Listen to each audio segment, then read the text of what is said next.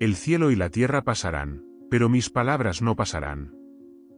Así declaró Jesús, subrayando que las Escrituras no son simplemente relatos antiguos, son una fuente eterna de sabiduría, misterio y asombro.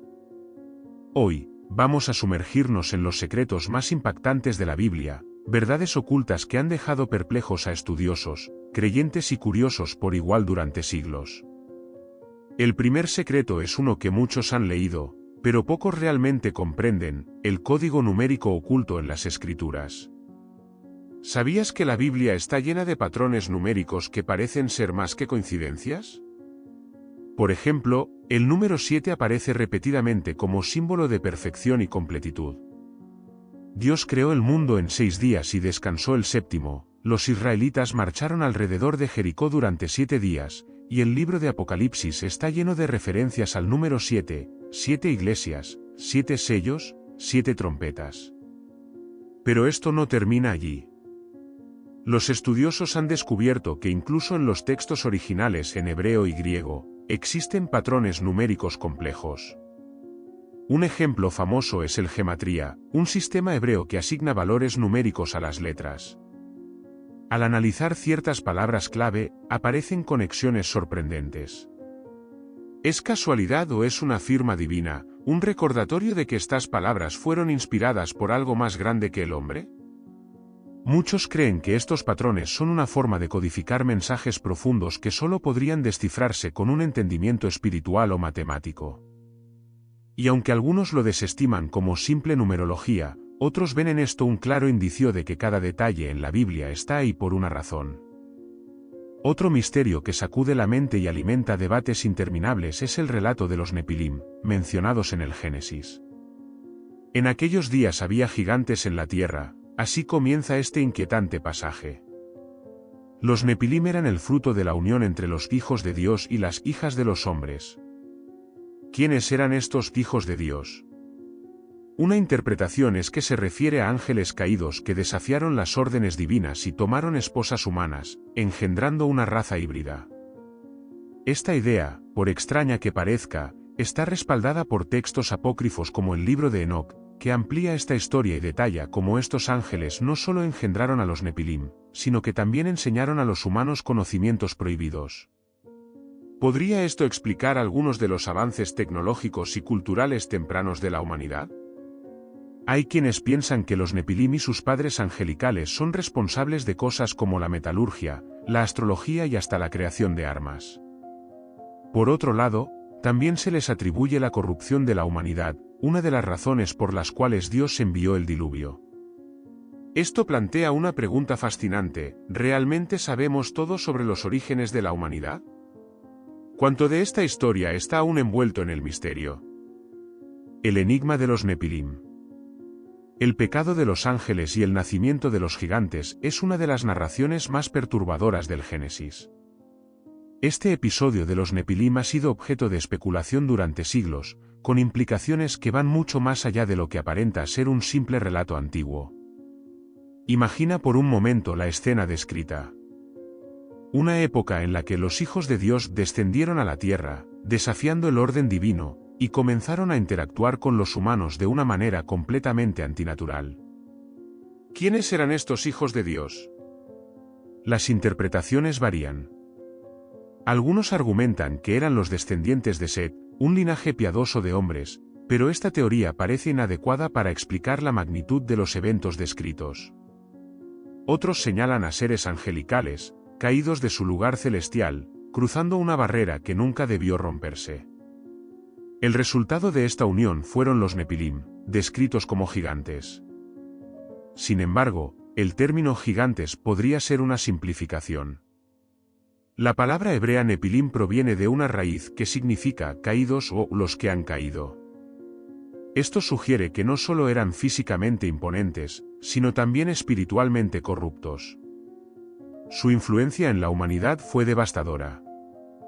Hay textos fuera del canon bíblico, como el libro de Enoc, que pintan un cuadro más detallado y sombrío. Enoc describe a estos ángeles enseñando a los humanos conocimientos que parecían revolucionarios, como trabajar metales para forjar armas, como manipular los ciclos celestiales para la astrología y cómo usar hierbas para fines que quizás no siempre fueron benignos. Estos avances, que podrían parecer beneficiosos, se volvieron herramientas de destrucción y corrupción. La presencia de los Nepilim no solo alteró la cultura y la moralidad humanas, sino que también dejó cicatrices profundas en el mundo físico. Se dice que su tamaño y fuerza eran tan imponentes que podían alterar el curso de batallas.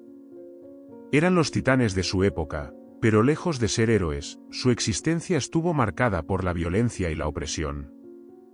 El clamor de la humanidad llegó a un punto insostenible, y Dios tomó una decisión radical: el diluvio. El relato del diluvio adquiere un matiz aún más oscuro bajo esta perspectiva. No fue solo una medida para borrar el pecado humano, sino una acción directa para erradicar esta anomalía de la creación. Sin embargo, aquí surge otro misterio. En el libro de Números, mucho tiempo después del diluvio, se menciona a los Nepilim nuevamente. ¿Cómo es posible que hayan sobrevivido a un evento diseñado para acabar con ellos? Algunos sugieren que la genética de los Nepilim pudo haberse perpetuado en ciertos linajes humanos. Esto podría explicar la aparición posterior de gigantes en las escrituras, como Goliat, o los Anakim mencionados en los relatos de los espías de Israel. Otros creen que la rebelión de los ángeles caídos no fue un evento único, sino algo que ocurrió en diferentes momentos de la historia humana.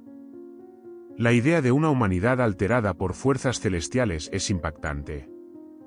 Nos lleva a reflexionar: ¿qué tanto de lo que consideramos mitología antigua podría estar enraizado en eventos reales? ¿Cuántas verdades sobre nuestra historia se esconden aún entre las líneas de las Escrituras? El Arca de la Alianza, el misterio del poder divino oculto.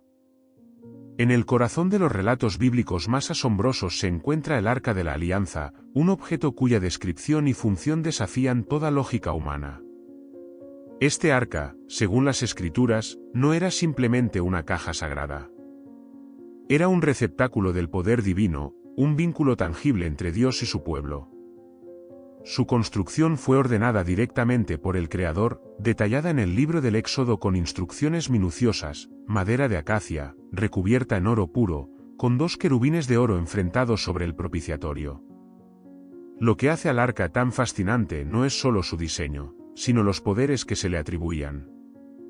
En el libro de Números, se describe como una columna de nube guiaba a los israelitas de día, y una columna de fuego de noche. Estas señales parecían emanar del lugar donde se encontraba el arca, estableciendo su centralidad en la relación entre Dios y el pueblo de Israel. Más allá de su papel como símbolo de la presencia divina, el arca también era un arma. En el relato de la conquista de Jericó, los israelitas llevaron el arca en procesión mientras marchaban alrededor de la ciudad. Al final del 7º día, las murallas cayeron sin que se les tocara, un acto que muchos atribuyen directamente al poder del arca. Este objeto sagrado también representaba un peligro mortal. Cuando Uza, un hombre que acompañaba al arca en su traslado, tocó el objeto para evitar que cayera, fue inmediatamente fulminado. Este episodio subraya que el arca no podía ser tratada como un objeto común, incluso por aquellos con buenas intenciones. Había reglas estrictas sobre quién podía acercarse a ella, cómo debía ser transportada y dónde podía reposar. Pero el misterio no termina ahí. En la historia de los filisteos, enemigos del pueblo de Israel, se narra cómo capturaron el arca durante una batalla. La victoria fue efímera. Apenas llevaron el arca a sus ciudades, comenzaron a sufrir calamidades inexplicables, plagas, enfermedades y la caída de su ídolo Dagón frente al arca, como si algo superior estuviera reclamando su espacio. Aterrados, devolvieron el arca a Israel. ¿Qué contenía exactamente este objeto? Sabemos que dentro del arca estaban las tablas de la ley, una porción del maná del desierto y la vara de Aarón que floreció milagrosamente. Sin embargo, hay quienes creen que su verdadero poder iba más allá de estos elementos físicos. Algunos especulan que el arca era un dispositivo que canalizaba energía divina de una forma que no podemos comprender. La desaparición del arca es uno de los mayores enigmas de la Biblia. Después de la destrucción del templo de Salomón, su rastro se pierde. Hay teorías que la ubican en Etiopía, escondida en una iglesia custodiada celosamente. Otras sugieren que está enterrada bajo el monte del templo en Jerusalén. Lo que es innegable es que su legado perdura como uno de los misterios más profundos de la historia bíblica. ¿Fue simplemente un símbolo sagrado o un objeto que contenía un poder real, más allá de lo que podemos imaginar? ¿Es posible que todavía exista, esperando el momento adecuado para ser redescubierta? Estas preguntas mantienen vivo el misterio del arca y su conexión con lo divino. El misterio de la Torre de Babel y la división de las lenguas. Venid, edifiquémonos una ciudad y una torre cuya cúspide llegue al cielo. Así comienza uno de los relatos más intrigantes y enigmáticos del Génesis, la historia de la Torre de Babel. A primera vista, parece ser una simple narración sobre la arrogancia humana y su castigo. Pero al observar más de cerca, este relato encierra secretos que tocan los límites del entendimiento humano sobre la unidad, el lenguaje y la dispersión de las civilizaciones. La construcción de Babel fue más que un intento de edificar una ciudad. Fue un desafío directo a la autoridad divina, un esfuerzo por alcanzar el cielo no por medio de la obediencia o la comunión espiritual, sino a través del poder y el ingenio humano. La torre no solo simbolizaba la ambición desmedida, sino una búsqueda de inmortalidad y control, un intento de los hombres de hacerse iguales a Dios. ¿Por qué Dios intervino tan drásticamente, confundiendo sus lenguas y dispersándolos? Algunas interpretaciones sugieren que el problema no estaba en la torre en sí, sino en la intención detrás de ella. Los constructores buscaban crear una civilización unificada bajo su propio mandato, eliminando la necesidad de depender de Dios. Esa búsqueda de independencia espiritual y centralización de poder habría llevado a una tiranía espiritual y política. Hay otra dimensión fascinante en esta historia, la confusión de las lenguas. Antes de Babel, la humanidad compartía un solo idioma, lo que facilitaba la comunicación y colaboración en un nivel que ahora solo podemos imaginar. La intervención divina rompió esa unidad, creando barreras lingüísticas que persistieron y moldearon el curso de la historia. Este acto de dividir el lenguaje no solo dispersó físicamente a las personas, sino que creó las bases para las culturas y naciones del mundo moderno. El relato también deja espacio para preguntas más profundas. ¿Podría haber algo más detrás de la confusión de las lenguas? Algunos han especulado que este evento pudo implicar no solo cambios lingüísticos, sino también una división cognitiva o espiritual. ¿Qué si las personas no solo comenzaron a hablar diferentes idiomas, sino a pensar y percibir el mundo de formas completamente distintas? Además, el lugar donde se cree que estaba Babel, en las llanuras de Sinar, en la antigua Mesopotamia, ha sido objeto de intensa especulación arqueológica. Aunque no se ha encontrado evidencia directa de la torre, las descripciones bíblicas recuerdan a los zigurats, las enormes estructuras escalonadas construidas en la región. Estas torres no solo tenían un propósito arquitectónico, sino que estaban profundamente ligadas a la religión y al intento de conectar lo terrenal con lo divino. El eco de Babel sigue resonando hoy. La diversidad lingüística es un recordatorio constante de este evento, pero también lo es la continua lucha humana por unificar el mundo bajo un propósito común. La tecnología moderna, como el Internet, parece estar deshaciendo las barreras impuestas en Babel, conectándonos nuevamente de maneras inimaginables. Esto nos lleva a una reflexión inquietante: ¿hemos aprendido de Babel, o estamos recreando el mismo error? ¿Es posible que la búsqueda de una nueva torre tecnológica nos esté acercando nuevamente al mismo límite que desató la confusión de las lenguas? Tal vez, el relato de Babel no solo es una advertencia del pasado, sino un mensaje urgente para el presente. El misterio del libro de Apocalipsis y los 7 sellos. El león de la tribu de Judá ha vencido para abrir el libro y desatar sus 7 sellos. Esta frase del Apocalipsis describe uno de los momentos más impactantes de toda la Biblia, la revelación de un libro sellado, cuyo contenido encierra el destino del mundo. La visión, narrada por el apóstol Juan, ha desconcertado y fascinado a generaciones, y los 7 sellos son, sin duda, uno de los misterios más profundos de las Escrituras. El libro sellado simboliza algo más que un simple objeto. Es un documento celestial que parece contener el plan divino para la humanidad, pero también el juicio y el desenlace de los tiempos. Cada sello que se abre desencadena un evento trascendental, desde calamidades hasta visiones de redención. ¿Qué es este libro? Algunos lo interpretan como el título de propiedad del mundo, la reivindicación final de Dios sobre la creación. El primer sello revela a un jinete en un caballo blanco, comúnmente asociado con la conquista. Algunos creen que simboliza a Cristo, otros lo identifican con el anticristo.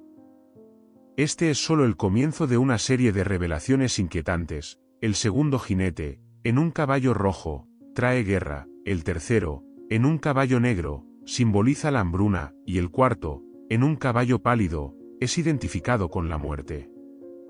Estos 4 jinetes representan el caos que desciende sobre la humanidad en un periodo de tribulación. Pero los sellos no son solo castigos o advertencias. El quinto revela a las almas de los mártires clamando por justicia, un recordatorio de que el sufrimiento en la tierra no pasa desapercibido ante los ojos de Dios.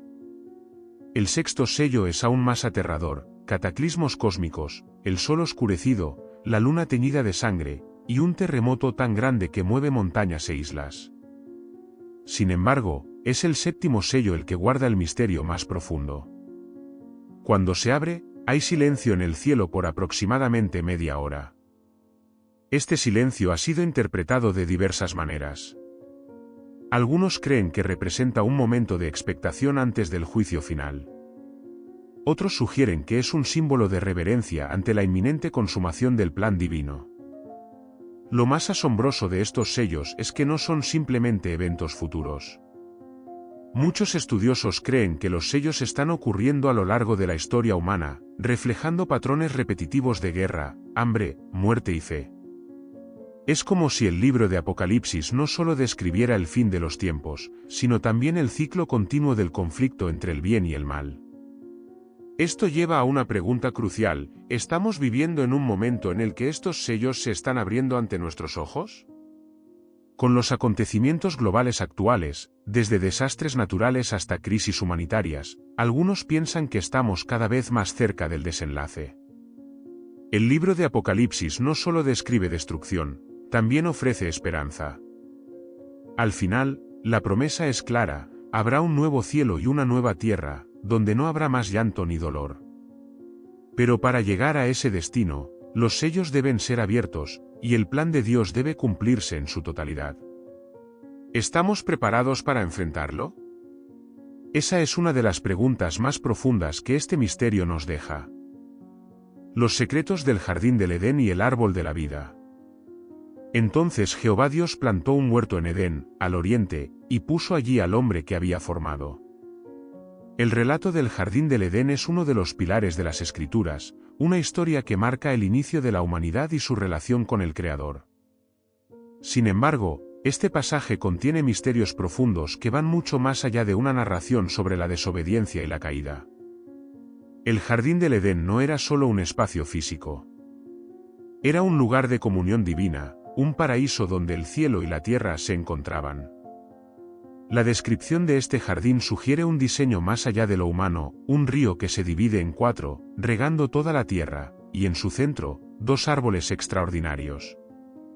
Uno de ellos, el árbol de la vida, permanece envuelto en un misterio que ha desconcertado a estudiosos y teólogos.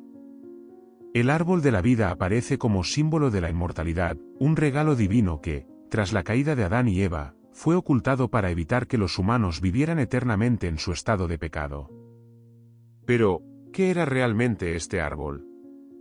¿Era un símbolo espiritual o algo tangible con propiedades que superan nuestra comprensión? El acceso al árbol de la vida fue restringido por querubines con una espada encendida que giraba en todas direcciones. Este detalle no solo resalta la gravedad del pecado humano, sino que también insinúa que el Edén no es simplemente un lugar perdido en la tierra, sino un espacio espiritual, tal vez un vínculo entre dimensiones.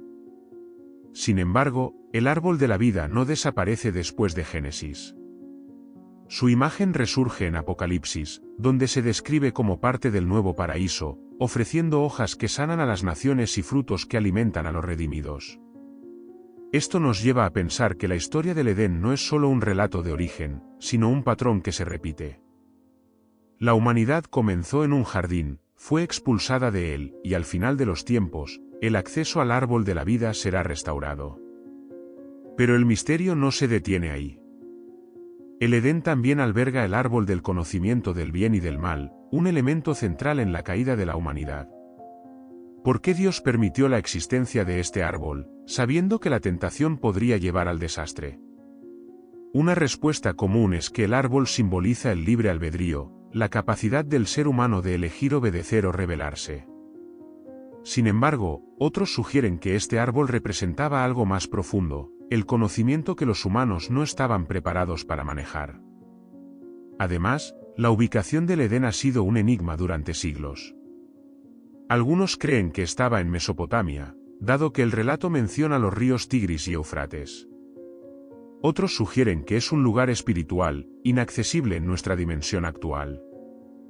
Las pistas son escasas, pero el deseo de encontrar este lugar perdido refleja el anhelo humano de regresar a un estado de perfección y cercanía con Dios. El Edén no es solo un relato sobre el pasado. Es un espejo que refleja el anhelo humano por la redención, el deseo de volver a caminar en la presencia divina. Y al final de los tiempos, las Escrituras prometen que lo perdido será restaurado. La pregunta que queda es, ¿cómo nos preparamos para recuperar ese acceso? El enigma de Melquisedec, el sacerdote eterno. Melquisedec, rey de Salem, sacerdote del Dios Altísimo. Con estas palabras, el libro de Génesis introduce a uno de los personajes más misteriosos de toda la Biblia. Apenas aparece en 3 versículos, pero su impacto es tan profundo que resuena en otros libros, como Salmos y Hebreos, donde se revela como un símbolo de una verdad espiritual más elevada. Melquisedec surge de manera inesperada en el encuentro con Abraham, luego de la victoria de este sobre varios reyes.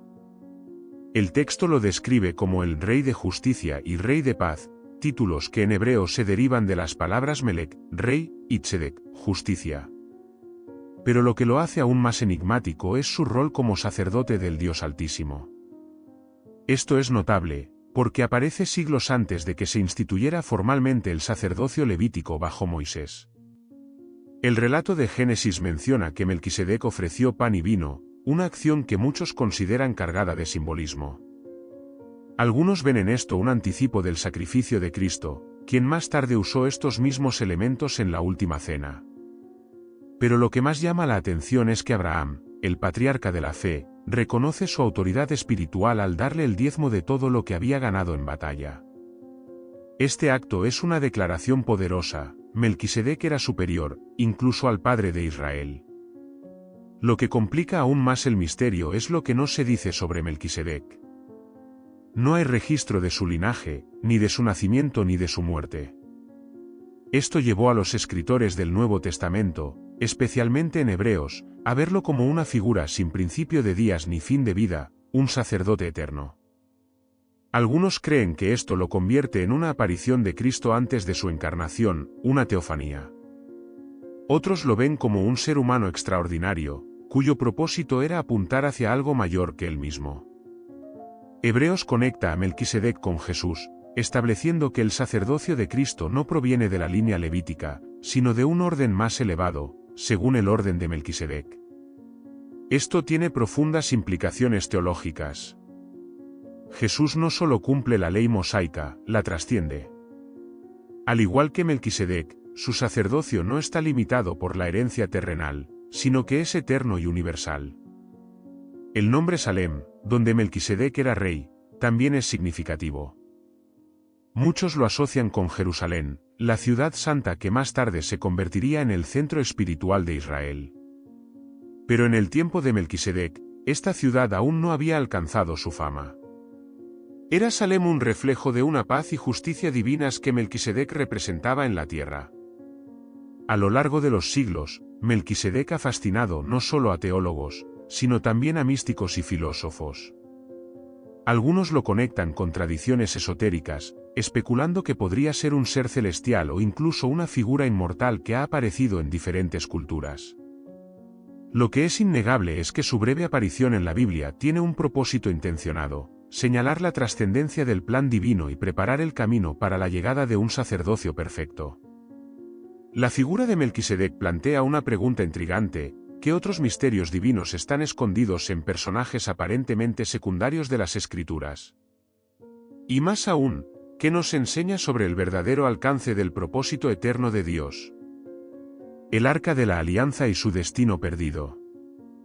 Y allí hablaré contigo, y sobre la cubierta del arca, entre los dos querubines que están sobre el arca del testimonio, te diré todo lo que haya de enviarte para los hijos de Israel. Así describe Dios, en el libro de Éxodo, el propósito del Arca de la Alianza.